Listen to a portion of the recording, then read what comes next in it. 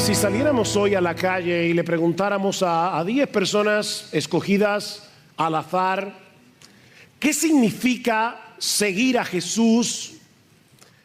Es muy probable que recibamos 10 respuestas distintas. Y es muy probable que la mayoría de ellas estén equivocadas. Algunas personas piensan que ser cristiano, ser un seguidor de Jesús es asistir a la iglesia los domingos, que ser un cristiano es llevar una vida moralmente aceptable, lo que llamaríamos en el día de hoy ser una buena persona. Otros pensarán que seguir a Jesús es adherirse a una serie de tradiciones religiosas específicas, o incluso que debemos depender de Jesús para alcanzar una vida próspera, una vida exitosa, como si Jesús fuera una especie de amuleto divino. La tragedia detrás de esas respuestas erróneas es que muchos creen que están siguiendo a Jesús cuando en realidad no es así.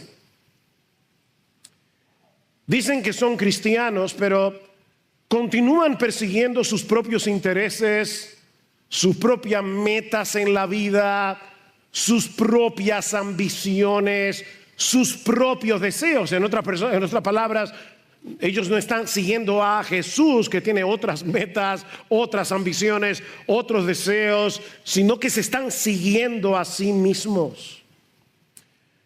Como veremos en el texto que estaremos considerando en la mañana de hoy, en Mateo capítulo 4, seguir a Jesús no implica simplemente un ajuste superficial en nuestras vidas. Algunas personas dicen, bueno, sabemos que no todo el mundo es perfecto, nosotros pecamos, necesitamos hacer algunos ajustes aquí o allá.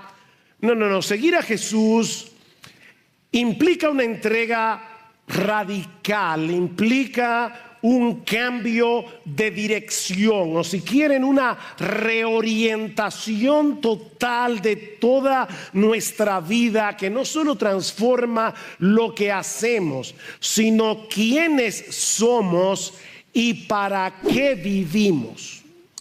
Voy a repetir eso otra vez. Seguir a Jesús implica una reorientación total de toda nuestra vida que transforma no solo nuestras acciones, no solo lo que hacemos, sino también quiénes somos y para qué vivimos.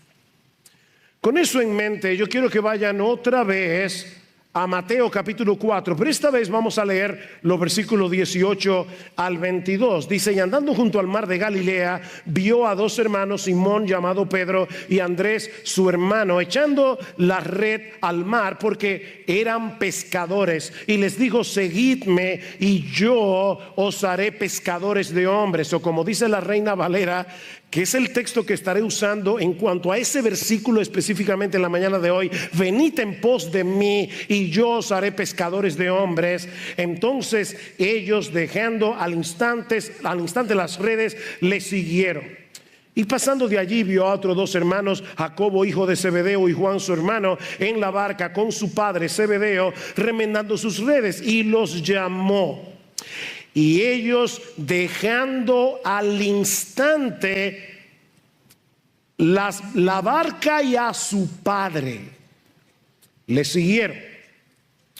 Con el mensaje de esta mañana estaremos concluyendo una serie que venimos ya predicando desde hace ya varios domingos y que hemos titulado ¿A qué vino Jesús? Hemos estado considerando una serie de textos en los evangelios en los que el mismo Jesús responde la pregunta. Hasta aquí hemos visto que Él vino a dar su vida en rescate por muchos, Marcos 10:45. Él vino a buscar y a salvar lo que se había perdido, Lucas 19:10. Él vino a llamar a pecadores al arrepentimiento. Él vino a traer luz a un mundo que se encuentra en tinieblas. Él vino a testificar de la verdad, como le dijo Jesús a Pilato en Juan 18:37. Y Él vino a cumplir las escrituras del Antiguo Testamento. Eso es básicamente lo que hemos estado viendo en esta serie. Ahora, ¿Qué debemos hacer ahora con toda esta información? ¿Qué vamos a hacer tú y yo ahora que sabemos a qué vino Jesús? Bueno, responder a su invitación en Mateo 4:19. Venid en pos de mí y yo os haré pescadores de hombres. Estas palabras de Jesús, que parecen tan sencillas, encapsulan tres aspectos fundamentales del discipulado cristiano. Mis hermanos, ¿cuál es la declaración de misión de nuestra iglesia? Es formar una comunidad de discípulos de Jesucristo que hacen discípulos, compartiendo la palabra unos con otros en el poder del Espíritu Santo. Esa misión, esa declaración de misión, no se la inventaron los pastores de Iglesia Bíblica del Señor Jesucristo. Es una declaración de misión que nosotros extrajimos de varios textos de las Escrituras, incluyendo Mateo 4:19. ¿Cuáles son los tres aspectos fundamentales del discipulado cristiano que se encuentran en Mateo 4:19? Bueno, en primer lugar es un llamado a seguir a Jesús. En segundo lugar es un llamado a ser transformado por Jesús. Y en tercer lugar es un llamado a abrazar la misión de Jesús. Sencillo, ¿verdad? Es un llamado a seguir a Jesús. Es un llamado a ser transformado por Jesús. Es un llamado a abrazar la misión de Jesús. Y lo que yo voy a hacer en esta mañana es desempaquetar estos tres aspectos que se encuentran en nuestro texto, Mateo capítulo 4, versículo 19. Así que veamos en primer lugar el llamado a seguir a Jesús. Una de las cosas que me sorprenden constantemente de las Escrituras es la forma tan sencilla como la Biblia explica doctrinas y enseñanzas que son muy profundas. Porque la narración de Mateo en nuestro pasaje es una historia tan simple, ¿verdad? Es una historia tan clara, pero en esa aparente simplicidad se encierran verdades sumamente profundas con respecto al discipulado. Lo que estoy diciendo es que esta historia no se trata simplemente de un grupo de hombres que dejan su trabajo para seguir a un maestro itinerante llamado Jesús. No, es una escena que captura el poder transformador del llamado de Jesús. La historia comienza con Jesús caminando junto al mar de Galilea hasta que él se topa con dos hermanos llamados Pedro y Andrés. Jesús los llama para que lo sigan y dice Mateo que dejando al instante las redes, le siguieron.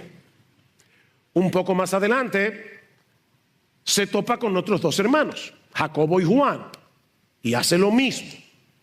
Los llama y solo que en este caso Mateo añade que ellos dejaron la barca y a su padre para seguir a Jesús. Ahora déjenme contextualizar un poco para que ustedes entiendan lo que está sucediendo aquí. Para un judío del primer siglo, la lealtad a la familia no era simplemente un asunto de amor y de afecto. Este era el núcleo mismo de la identidad de un judío, su responsabilidad en la sociedad. Mis hermanos, en una cultura profundamente patriarcal, en una cultura y sociedad comunitaria, la familia representaba el espacio donde se transmitían los valores religiosos. Deuteronomio capítulo 6, hablarás de estas cosas a tus hijos en tu casa, cuando te levantes, cuando estén en el camino. Era en la familia donde eso ocurría, y era el núcleo del que dependía la estabilidad económica y el honor social. Hoy día los hijos viven completamente independientemente de sus padres. Esa no era la situación en los días de Jesús. Ser leal a la familia no era opcional. Ese era el fundamento sobre el cual se construía la vida de cada individuo. De manera que cuando Jesús llama a Pedro y a Andrés, a Jacobo y a Juan a dejar sus trabajos, a dejar su familia para seguirlo a Él, mis hermanos, este era un llamado mucho más radical de lo que podría parecer a nuestros ojos occidentales. Yo tenía un profesor en el seminario, un español, que siempre nos decía: el problema de ustedes los occidentales es que leen la Biblia con ojos occidentales. Nosotros debemos leer la Biblia con los ojos del Medio Oriente, teniendo en mente la cultura del siglo en el que vivió Jesús. Mis hermanos, Jesús en este pasaje no solo les estaba pidiendo que dejaran un empleo. No. Jesús les estaba pidiendo que reconfiguraran por completo su identidad y sus prioridades. Era un llamado a dejar atrás no solo barcas y redes, sino también las expectativas culturales que definían quiénes eran, cuál era su lugar en el mundo. Y obviamente en ese momento ellos no tenían un claro entendimiento de todo lo que implicaba seguir a Jesús, pero estos hombres dejaron todo atrás, porque entendieron en ese momento, entendieron que el llamado de Jesús, que lo que Jesús les estaba ofreciendo era infinitamente superior que lo que ellos estaban dejando. Estos hombres comprendieron en ese momento que el reino de Dios no era simplemente un concepto, era una realidad presente en la persona de Jesús, el Rey del reino, que lo exige todo porque lo ofrece todo. Yo recuerdo hace muchos años atrás que un miembro de esta iglesia, dando su testimonio, decía: mira, cuando yo me convertí, yo recuerdo que entendí el llamado de la Biblia y yo le decía al Señor: bueno, Señor, mira, yo estoy dispuesto a darte el 50% de mi vida. Y Jesús me dijo: no, está bien, te voy a dar el 75% de mi vida. Y Jesús me dijo: no. Así que le dije: bien, Señor, mira, te voy a dar el 99% de mi vida. Y Jesús me dijo: no, es el 100%. Este no es un llamado que tú puedes seguir a medio tiempo. Este es un llamado a tiempo completo. Es el llamado del Rey de Reyes, del Señor de los Señores, del Hijo de Dios encarnado, un Rey que lo exige todo porque lo dio todo. Ahora, debo aclarar que esto no significa que Jesús estuviera negando la importancia de la familia, o que Jesús estuviera moviendo a estos dos pares de hermanos a violar el quinto mandamiento: honra a tu padre y a tu madre. Obviamente no, pero sí estaba estableciendo una lealtad a Jesús que supera todas las otras lealtades terrenales. Ese es el llamado. ¿Qué dice el Señor en Mateo capítulo 10, versículo 37? El que ama a padre o madre más que a mí no es digno de mí. El que ama a hijo o a hija más que a mí no es digno de mí. Y el que no toma su cruz y sigue en pos de mí no es digno de mí. Lo que Jesús exige es que tú lo ames a Él, lo tengas a Él como una prioridad, que no solamente está por encima de tus padres, no solamente está por encima de tus hijos, está por encima de tu propia vida. El que no toma su cruz y sigue en pos de mí no es digno de mí. Es un rey que lo exige todo porque Él lo dio todo. Obedecer este llamado demandaba de estos hombres una fe extraordinaria, porque implicaba no solo transferir su lealtad completa a Jesús, someterse a su autoridad absoluta. Mis hermanos, estos hombres estaban renunciando a la estabilidad económica que les brindaba un negocio que por cierto estaba en su mejor momento.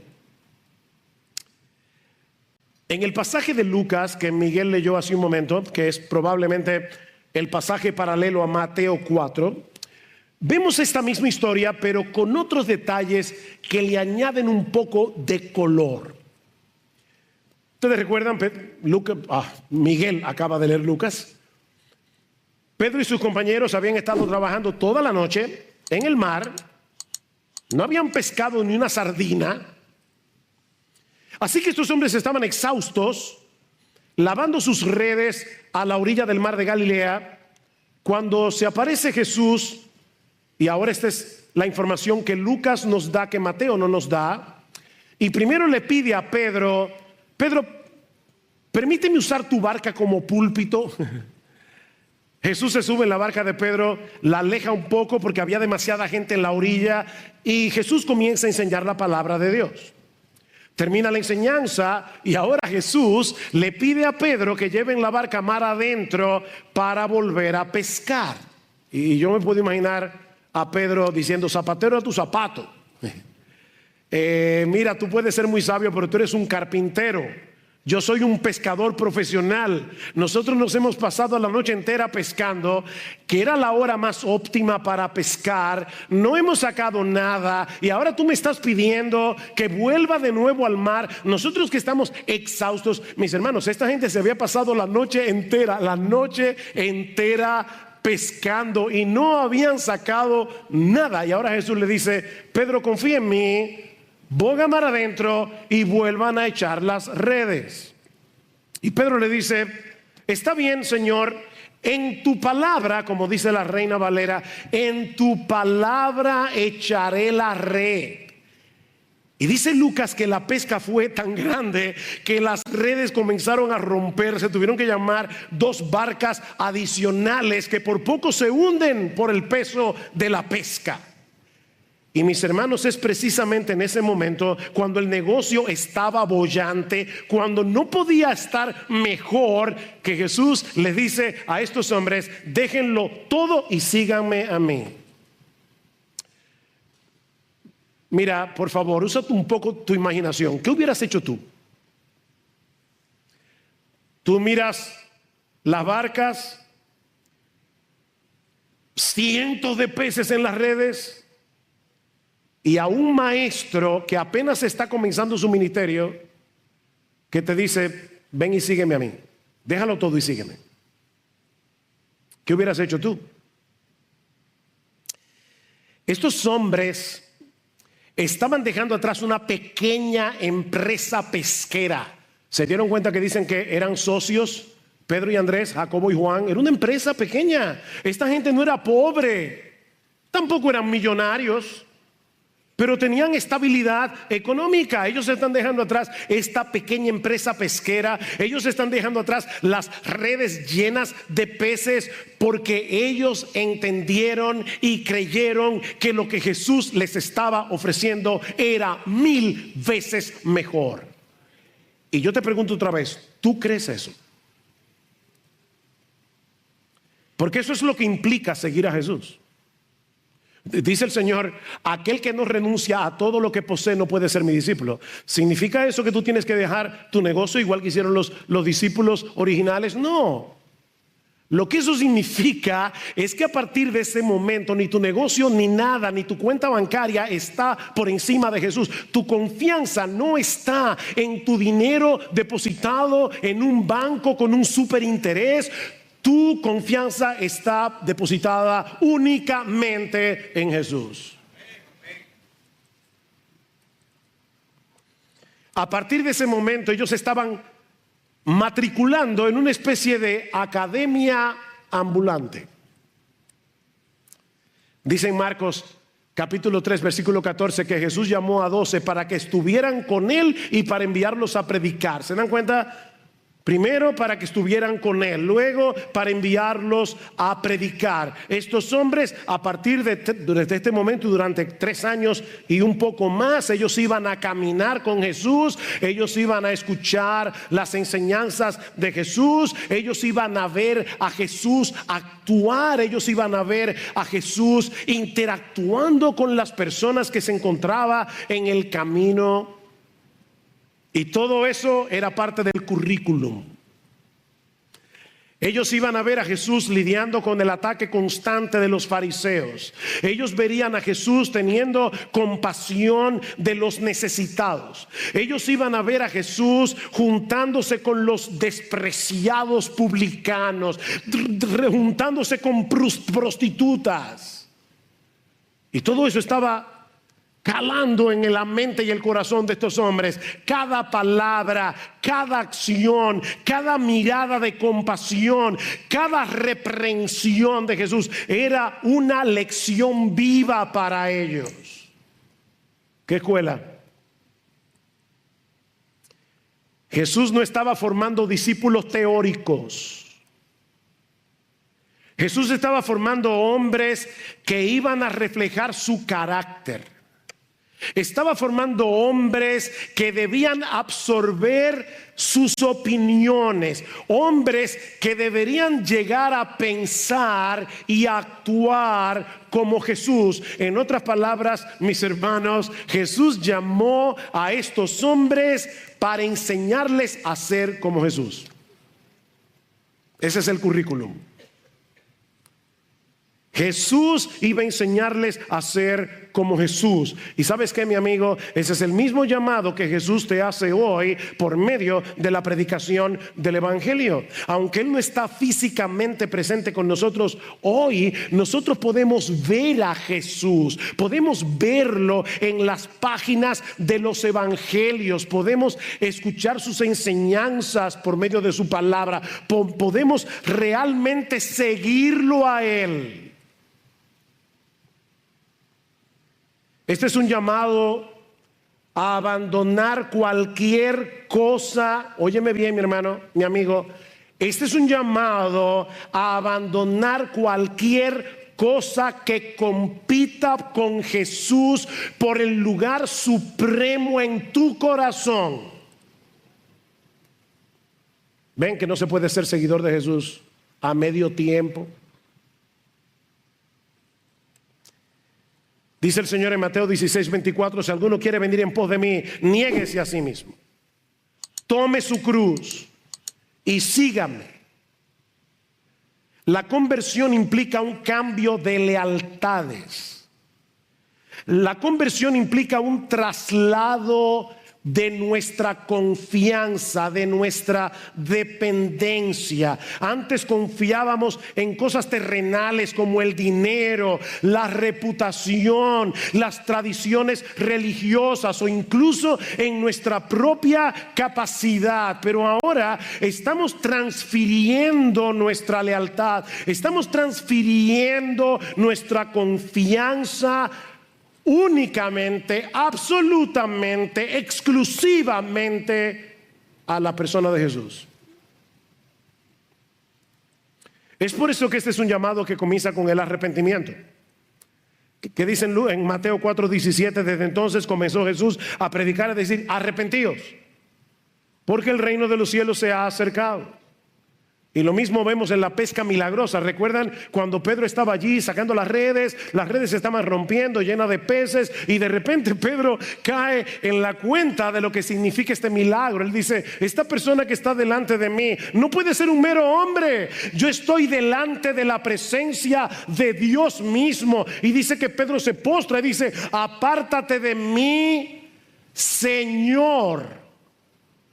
Al principio le había dicho: maestro, toda la noche hemos estado pescando y no sacamos nada. Pero ahora de repente Pedro dice: si este hombre es capaz de mirar a lo profundo del mar y es capaz de llamar soberanamente a los peces para que se metan en las redes, este hombre también puede ver en lo profundo de mi propio corazón. Apártate de mí, Señor, yo soy un hombre pecador. Este camino del discipulado necesariamente comienza con el arrepentimiento.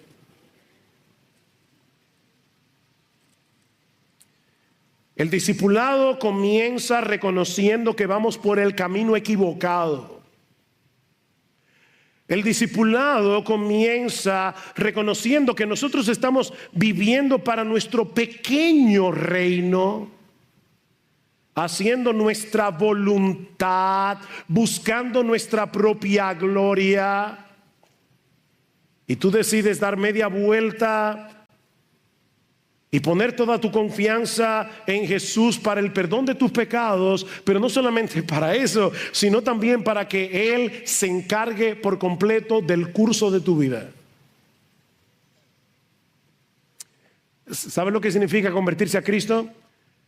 Que tú le das a Jesús un papel en blanco, firmado por ti, diciéndole: Jesús, yo no sé lo que tú vas a escribir en ese papel, pero de antemano me comprometo a obedecerlo.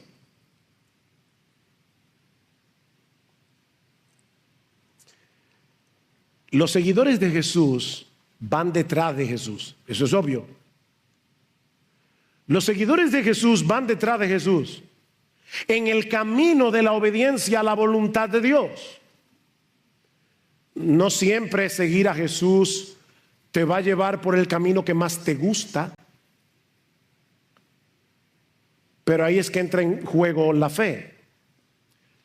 Señor, yo no entiendo por qué me estás llevando por este camino tan empinado. Yo no entiendo por qué me estás llevando por este camino tan doloroso. Yo no entiendo por qué me estás llevando por este camino tan peligroso. Pero ¿sabes qué, Señor? Yo te estoy siguiendo a ti. Por donde tú vayas iré, lo que tú me pidas haré. No porque confío en mis propias fuerzas, porque no confío en eso. Confío en la dependencia, en el poder del Espíritu Santo obrando en mí. Y no lo voy a hacer, Señor, para ganarme tu favor. Yo no te estoy diciendo: Señor, yo estoy dispuesto a seguirte para que tú me salves. No, mi amigo, óyeme bien. Tú no tienes que hacer eso para ganarte el favor de Jesús. Tú no tienes que obedecer la voluntad de Dios para ganarte el favor de nadie. Tú tienes que hacer eso, si eres cristiano, porque ya fuiste favorecido por Dios de pura gracia, gratuitamente. Pero ese es el llamado: ir detrás de Jesús. Es un llamado a la muerte del yo, para comenzar a vivir una nueva vida que es la vida de Cristo en mí. Con Cristo estoy juntamente crucificado, ya no vivo yo, mas vive Cristo en mí. Y lo que ahora vivo en la carne, es decir, en este cuerpo terrenal, lo vivo en la fe del Hijo de Dios, el cual me amó y se entregó a sí mismo por mí. Lucas 9:23 dice el Señor: y decía a todos, ven, no simplemente a una élite de super cristianos en la iglesia. No hay dos clases de discípulos, hay una sola clase de discípulos. Son aquellos que se han arrepentido de sus pecados y que confían únicamente en Jesús, siguen únicamente a Jesús. Y decía a todos: si alguno quiere venir en pos de mí, si alguno quiere venir, cualquiera, el que quiera venir en pos de mí, niéguese a sí mismo, tome su cruz cada día y sígame. ¿Y por qué ese énfasis en cada día? Bueno, porque el pecado todavía mora en nosotros y cada día nosotros vamos a ser tentados a bajarnos de la cruz. Es cada día. Los discípulos de Jesús tienen una lucha a muerte todos los días. Una lucha a muerte contra patrones de pecados, una lucha a muerte contra ambiciones egoístas, una lucha a muerte incluso, escuchen esto, contra cosas buenas que están amenazando nuestra lealtad a Jesús. Porque si tú le estás dando a una cosa buena como tu esposa, tu familia, etcétera, si tú le estás dando tu lealtad a una cosa buena, pero por encima de tu lealtad a Jesús, eso se llama idolatría. Has convertido esa cosa buena en un ídolo. Y ahora yo te pregunto, honestamente, ¿tú estás siguiendo a Jesús? ¿Tú estás siguiendo a Jesús? ¿O todavía tú sigues creyendo que eres tu propio amo? ¿Que eres tu propio dueño? ¿Que eres tu propio Señor? Porque si es así, mi amigo, arrepiéntete y ven a Jesús. Arrepiéntete y ven a Jesús. Mi amigo, escucha con toda seriedad este llamado y obedécelo. Y obedécelo cuanto antes, porque es un llamado urgente. En una ocasión, Lucas capítulo 9, el Señor va caminando por las calles y se acerca una persona y le dice: Señor, te seguiré a donde quiera que vayas, pero deja que vaya primero y entierre a mi padre. Y probablemente la idea era esta. Para un judío, otra vez, la lealtad a la familia era muy fuerte. O sea, no era simplemente que el padre se había muerto y él quería ir al mortuorio. Probablemente lo que le está diciendo es: Señor, mi padre no se ha muerto y yo no quiero darle ese dolor. Yo quiero estar ahí con él hasta que se muera. Cuando yo te lo entierro y te sigo. Y Jesús le dice: no. Deja que los muertos entierren a sus muertos y tú ven y sígueme. Esto es un asunto urgente. Mi amigo, esto es un asunto de vida o muerte. El día de la salvación es aquí y ahora para ti. Dios te trajo a escuchar su palabra para que escuches el llamado de Jesús. Ven y sígueme ahora. Pero ya dijimos que este es un llamado a seguir a Jesús, pero también es un llamado a ser transformados por Jesús. Es un llamado a ser transformados por Jesús. Vengan en pos de mí, síganme a mí. ¿Y qué dice Cristo? Yo los haré. Yo los convertiré en pescadores de hombres. Estos hombres no se iban a convertir en pescadores de hombres por su habilidad innata. No era que, bueno, Pedro y Andrés, Juan y Jacobo, ustedes son buenos en la pesca, así que seguramente cuando vengan y me sigan, ustedes van a ser buenos pescando hombres. No, dice Jesús, eso depende completamente de mí. Vengan en pos de mí, síganme a mí, aprendan de mí, y en el camino yo me voy a encargar de convertirlos, yo me voy a encargar de transformarlos, yo me voy a encargar de capacitarlos para que ustedes se conviertan en pescadores de hombres. Esto no depende de vuestra propia inteligencia. Esto no es por la fuerza de voluntad. No, Cristo mismo iba a transformarlos en instrumentos útiles para el reino de Dios. ¿No te alienta eso, mi hermano? Nosotros nos vemos tan débiles. Bueno, mira a Pedro en la Biblia. Tú quieres un hombre más impulsivo, que haya metido más la pata que Pedro. Y precisamente fue a ese hombre que Cristo lo convirtió en uno de los instrumentos más poderosos para predicar el evangelio a los judíos y a los gentiles. Es Jesús. La clave no está en ti. La clave no está en tus capacidades innatas. La clave está en Jesús. El discipulado es una obra de la gracia de Dios. ¿Qué dice Pablo en Filipenses 1:6? Dice: el que comenzó en vosotros la buena obra, Él la perfeccionará hasta el día de Jesucristo. Ven, Él comenzó la obra, no fuiste tú. Y por lo tanto Él la completará, no tú. Jesús es el que llama soberanamente. Jesús es el que nos capacita. Jesús es el que dirige nuestras vidas hacia el propósito que Él tiene para cada uno de nosotros. Es una obra de transformación progresiva por medio del Espíritu Santo, aplicando en nosotros con poder su palabra para hacernos cada vez más como Jesús y para convertirnos en instrumentos de Jesús. Cuando Cristo llamó a Pedro, a Juan, a Andrés, a Jacobo y a Juan, mis hermanos, nadie iba a prever lo que él iba a hacer con ellos. Hay una historia muy simpática, una leyenda de que Jesús llega al cielo, ya después que terminó su obra, ya resucitó, ascendió, está sentado a la diestra del Padre, y los ángeles le dicen: bueno, Señor, ¿y ahora qué? Dice: bueno, que yo voy a transformar el mundo entero con el Evangelio. El Evangelio va a llegar hasta lo último de la tierra. ¿Y cuál es tu plan? ¿No? Con esos 12 hombres que están ahí.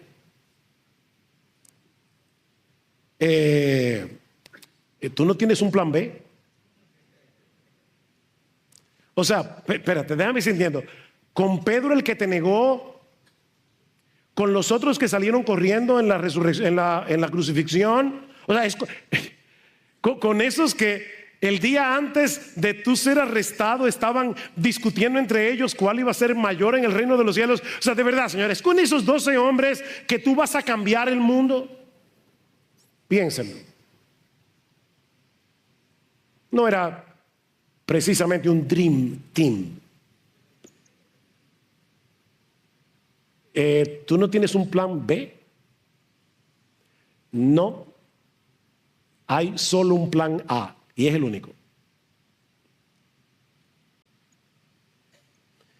Jesús convertiría a esos 4 hombres comunes y corrientes en instrumentos poderosos para la propagación del Evangelio. Y todo comenzó cuando Cristo los llamó.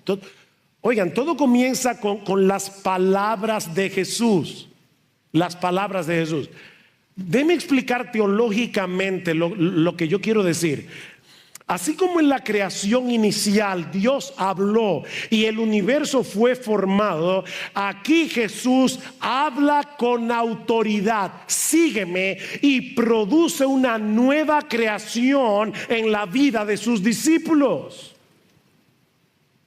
Eso fue lo que Jesús hizo en tu vida.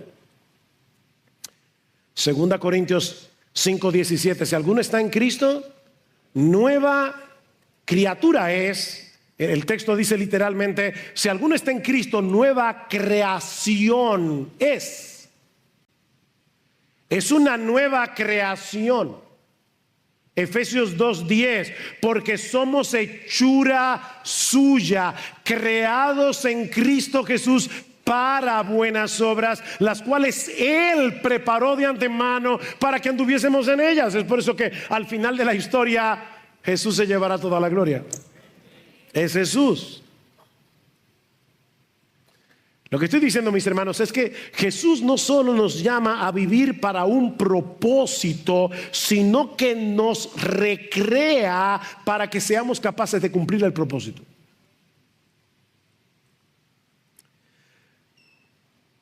Mi amigo, Jesús te está llamando tal como estás, pero no para dejarte como estás.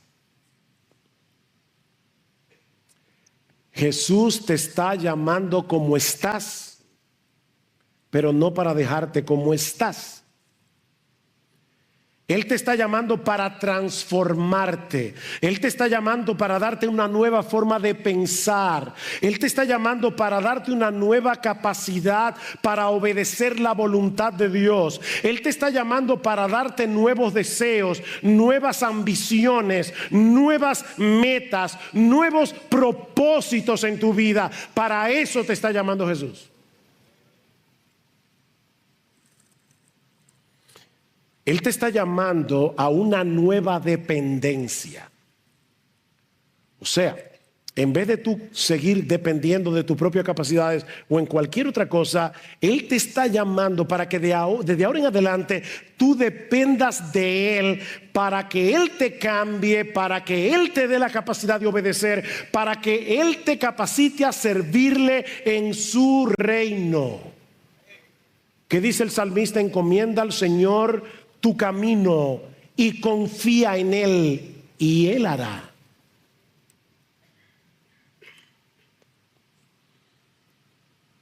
En estos días recordaba, porque En el último programa de Entendiendo los Tiempos, Eduardo me preguntó, ¿y cómo fue que tú decidiste servir al Señor?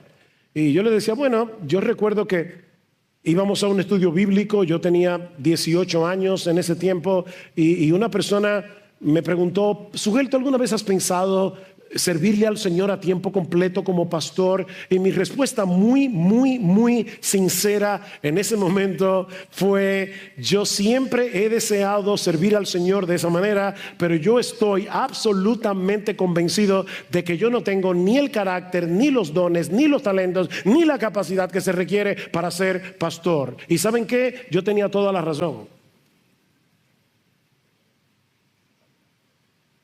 Hay un programa que se llamaba, yo no sé si eso todavía está vigente, Factor X.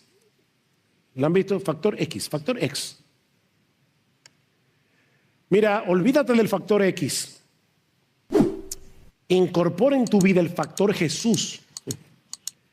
Porque es Jesús el que va a hacer el cambio, es Jesús el que te va a dar la capacidad, es Jesús el que te va a hacer un instrumento útil en sus manos. Pablo le dice a Timoteo: Timoteo, tú hijo mío, fortalécete en la gracia que hay en Cristo Jesús. Y esta palabra fortalécete es interesantísima, porque conlleva la idea de ser capacitado, o una palabra que está muy de moda hoy, empoderado. Solo que en este caso no es en nuestras propias fuerzas, sino en una fuente de poder externa.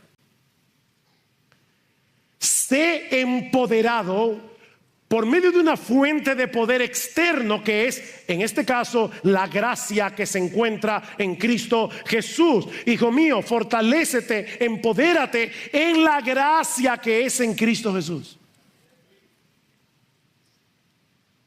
¿Qué significa eso?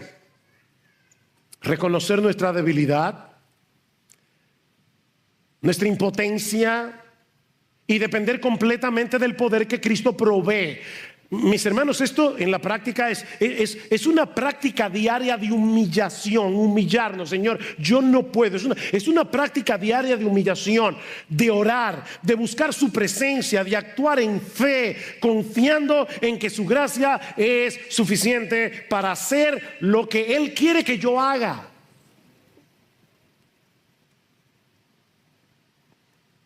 Y este aspecto es extremadamente importante a la luz de lo que Jesús sigue diciendo en el texto: venid en pos de mí y os haré pescadores de hombres. Y este es el tercer elemento del llamado que hemos visto hasta aquí. Este es un llamado a seguir a Jesús, es un llamado a ser transformado por Jesús, es un llamado a abrazar la misión de Jesús. La misión de Jesús. ¿A qué vino Jesús? A pescar hombres para el reino. El Hijo de Dios dejó su trono en el cielo, dejó la gloria para venir a rescatar pecadores. Y ahora está diciendo: ustedes son mis discípulos, tienen que abrazar mi misión. Yo vine a ser pescador de hombres, ustedes serán hechos por mí pescadores de hombres. Mis hermanos, la conversión en discípulos de Jesús no es un fin en sí mismo. Es el inicio de una nueva misión de vida: llegar a ser pescadores de hombres. Y aquí tenemos que volver al pasaje de Lucas 5 otra vez, porque allí se ilustra lo que implica este aspecto del llamado de Jesús. Recuerden la historia otra vez. Pedro y los demás se han pasado la noche pescando, no han sacado nada, pero Señor, en tu palabra echaré la red. Y sacan una cantidad de peces tan grande que dice Lucas que era una multitud de peces. Esa es la idea de la palabra original. Esa es la misma palabra que Lucas va a usar más adelante en el libro de los Hechos, cuando el evangelio comienza a extenderse y grandes multitudes de hombres y mujeres eran añadidas al Señor. Es exactamente la misma palabra. Por ejemplo, en Hechos 5:14 dice: los que creían en el Señor aumentaban más, gran número. Ahí está la palabra de Lucas 5, gran número, así de hombres como de mujeres. O 14:1, una gran multitud. Ahí está la palabra otra vez. Así que el milagro de la pesca apuntas a la realidad de que Jesús tiene el poder y tiene la autoridad para reunir multitudes de personas y traerlas arrepentidas y creyentes a su reino. Solo que esta pesca de hombres obviamente no es como la pesca de peces. Los peces se atrapan para ser comidos, pero los hombres son capturados por el evangelio para ser salvados. Jesús no nos envía a pescar a la gente para explotarlas. Es para traerlos hacia Él, para que encuentren descanso en Él. Venid a mí todos los que estáis trabajados y cargados, yo los haré descansar. Es para que encuentren gozo en Jesús, Juan 15:11. Es para que encuentren perdón y vida eterna, Juan 3:36. Así que, hermanos, este milagro en el mar de Galilea fue una especie de parábola viviente. Era una especie de declaración del propósito eterno de Dios de reunir a un pueblo para su gloria. Un propósito que no depende de nuestras habilidades, de nuestros esfuerzos, sino de la palabra autoritativa de Jesús y del poder de Jesús. Señor, no hemos pescado nada, pero en tu palabra echaré la red. Tal vez tú estás cansado de predicar el evangelio a tus amigos. Tal vez estás cansado de compartir el evangelio con tu familia y piensas que eso no está dando ningún resultado. Bueno, ya tú tienes la noche entera pescando y no has sacado ni una sardina, pero sigue echando la red, confiando en el poder de la palabra de Jesús. No te canses. Yo no sé cuántos de ustedes alguna vez han salido a pescar, pero se requiere mucha paciencia para pescar. Y no siempre se pesca lo que tú quieres. Yo me acuerdo una vez que había salido con Lester y su familia a Nisibón y fuimos al mar a pescar, pero desde la orilla, y pasó algo sorprendente. Yo sé que los pescadores son mentirosos muchas veces, pero créanme esta historia. Yo cogí mi caña, le puse su gusanito, eran sardinitas que habíamos sacado con una red, y cuando tiré la caña de pescar, ¿saben qué pesqué? Una gaviota. La gaviota vino, agarró el pescado, se lo llevó y ahí estaba yo mirando cómo el ave se llevaba la carnada. No siempre se pesca lo que uno quiere, pero sal a pescar. Cristo promete en Mateo 16:18 que Él iba a edificar su iglesia y que las puertas del Hades no prevalecerán contra ella. Mi hermano, eso no depende de ti ni de mí, eso depende de Él. Ahora, ¿cómo va a cumplir Jesús esta promesa? ¿Cómo es que Jesús está hoy edificando su iglesia? A través de hombres y mujeres que Él ha llamado a seguirlo y que Él los ha convertido en pescadores de hombres. Mi hermano, tú estás aquí hoy en la mañana porque hubo alguien, yo no sé quién, pero hubo alguien que compartió contigo el evangelio. Hubo alguien que salió de su zona de confort, que salió de su zona de seguridad y fue a pescar y te habló a ti. Tal vez te invitó a la iglesia. Tal vez tenía un estudio bíblico en su casa. Queremos que proliferen otra vez los estudios bíblicos evangelísticos en las casas. Tú estás aquí porque alguien te predicó. Bueno, da de gracia lo que tú recibiste de gracia. Si eres un discípulo de Jesús, un seguidor de Jesús, esa es tu nueva misión en el mundo. Estás aquí en gran medida para ser un pescador de hombres. Id y haced discípulos a todas las naciones, bautizándolos en el nombre del Padre y del Hijo y del Espíritu Santo, enseñándoles que guarden todas las cosas que os he mandado. Y he aquí, yo estoy con vosotros todos los días. Salgan a hacerlo, no se preocupen, yo estoy con vosotros todos los días hasta el fin del mundo. Jesús te llama a seguirlo y luego te envía a que hagas lo mismo que Él vino a hacer. Predicar el evangelio a otros, llamarlos para que sigan a Jesús. Mi hermano, eso no depende de tu capacidad para convencer a la gente. Eso depende del poder de Jesús que está en nosotros todos los días. Ese Jesús que obra por su Espíritu en los corazones de los hombres, a través de su palabra. ¿Qué estaba haciendo Jesús en Mateo 4? Predicando el Evangelio, dice versículo 17. ¿Qué estaba haciendo Jesús en Lucas 5? Predicando el Evangelio. Y le estaba diciendo a los discípulos, ¿saben qué? Cuando ustedes hagan lo mismo, ustedes van a tener probablemente un resultado similar. Nuestra responsabilidad no es convertir a la gente. Es compartir el Evangelio, dejando los resultados en las manos del Señor. Y mi hermano, no te sientas desanimado cuando tú no veas los resultados que deseas, porque no siempre nos toca a nosotros ver el final de la obra que Dios está haciendo. ¿Recuerdan las palabras de Pablo en 1 Corintios 3? Yo planté, Apolos regó, pero el crecimiento lo ha dado Dios. Así que dice Pablo, ni el que planta es algo, ni el que riega es algo, sino Dios que da el crecimiento. Así que a uno les toca plantar, a otro le toca regar y a otro le toca cosechar.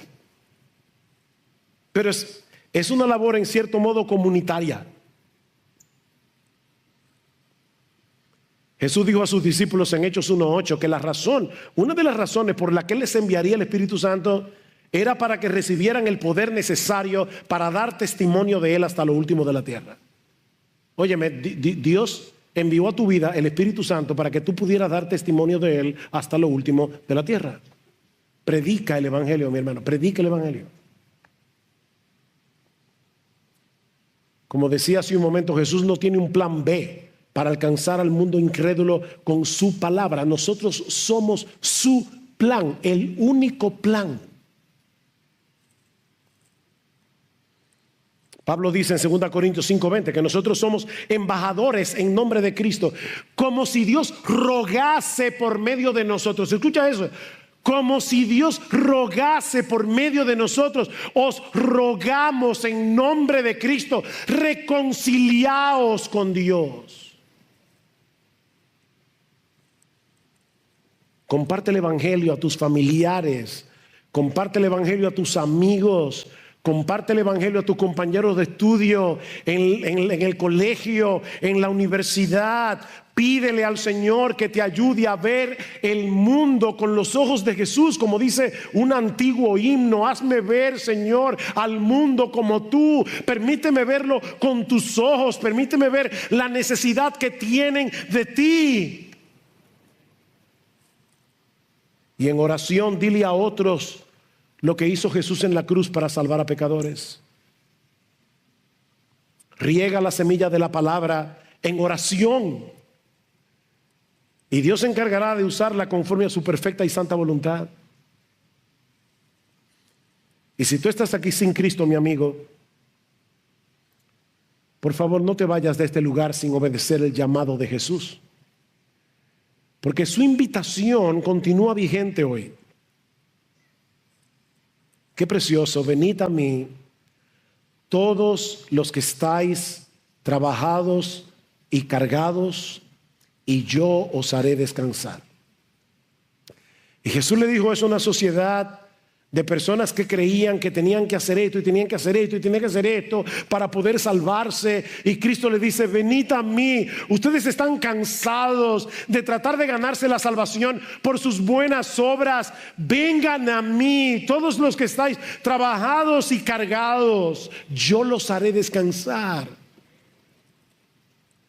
Yo soy el pan de vida. El que a mí viene nunca tendrá hambre, y el que en mí cree no tendrá sed jamás. Si alguno tiene sed, venga a mí, beba. El que cree en mí, como dice la Escritura, de su interior correrán ríos de agua viva.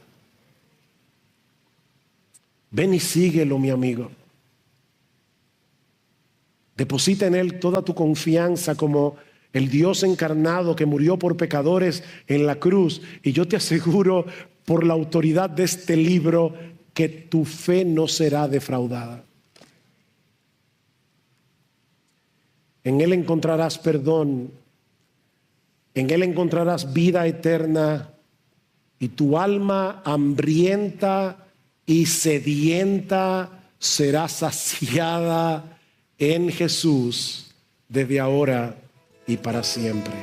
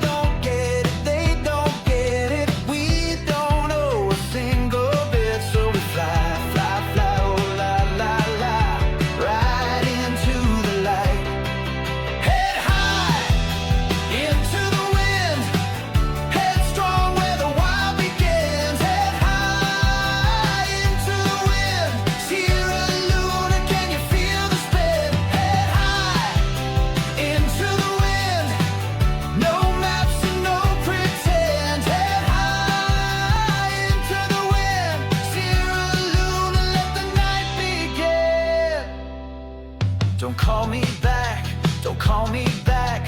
Call me to a dream where they dance on rooftops, drunk on kerosene. And if they can't feel it, they can't feel it. We'll just keep on chasing it till we drift, drift, drift. Oh, nah, nah, I'll be on the grid.